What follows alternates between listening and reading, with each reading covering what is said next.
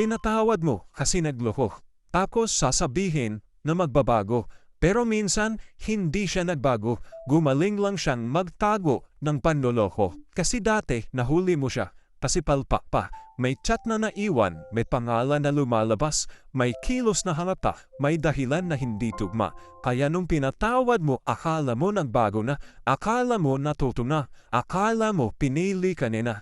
Pero hindi pala, mas maingat lang siya ngayon kaysa dati kasi mas marunong na siyang mag-delete mas marunong na siyang magtago ng phone, mas marunong na siyang magpalit ng password, mas marunong na siyang magpanggap ng kalmado. Hindi dahil malinis na siya, kundi dahil alam na niya kung saan siya nahuli noon. At doon ang masakit, akala mo hining adjustment pala ng panloloko niya. Kaya kung may kutob ka na parang may mali pa rin, huwag mo agad tawaging overthinking.